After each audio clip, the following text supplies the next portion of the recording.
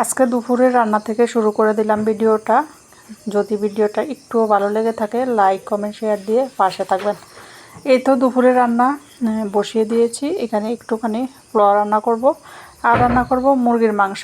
মুরগির মাংসটা হলুদ, লবণ, লাল মরিচের গুঁড়ো, হাফ চামচ করে আদা এবং রসুনের বাটা দিয়ে মাখিয়ে রেখে দিয়েছি 10 থেকে 15 মিনিট। ম্যারিনেট করা হয়ে গেলে ভেজে নিব মিডিয়াম আছে।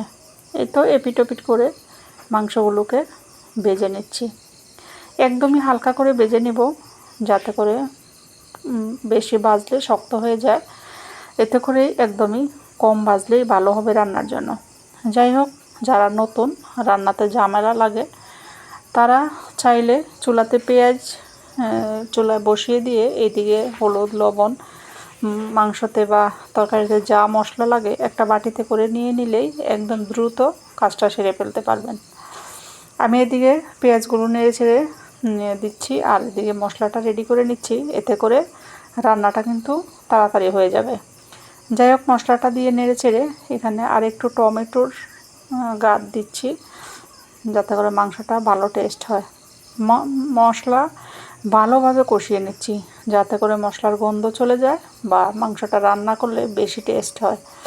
যত বেশি মশলাটা কষানো হবে তত বেশি মাংসর টেস্ট বেড়ে যাবে।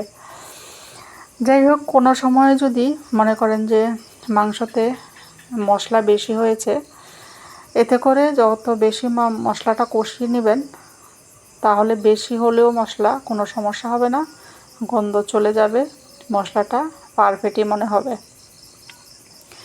যাই হোক, কষানো শেষে একটুখানি পানি দিয়ে আমি কয়েকটা কাঁচামরিচ দিয়ে ঢাকনা দিয়ে ডেকে হাই হিটে রান্না করতেছি 2-3 মিনিটের মতো।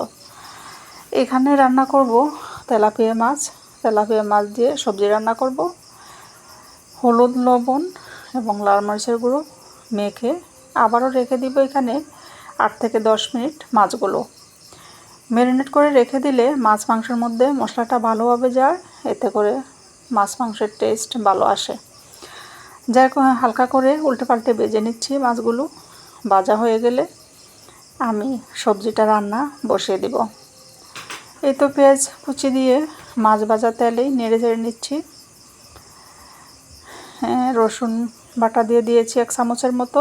এখানে লাল মরিচের গুঁড়ো 1 চামচ, হলুদের গুঁড়ো 1 চামচ, ধনিয়ার গুঁড়ো 1 চামচ এবং টমেটোর বাটা দিয়ে দিয়েছি। আর এখানে কয়েকটা আস্ত কাঁচামরিচ দিয়ে দিয়েছি। সবজিটা মশলা কষিয়ে দিয়ে দিলাম। এখানে সিম, ঢেঁড়স, আলু এবং বেগুন কয়েক রকমের সবজি নিয়ে নিয়েছি। একটু পাতলা ঝোল করে মাঝে মাঝে মাছ রান্না করলে ভালো লাগে খেতে। এই সবজিটা খুবই মজা হয়েছে।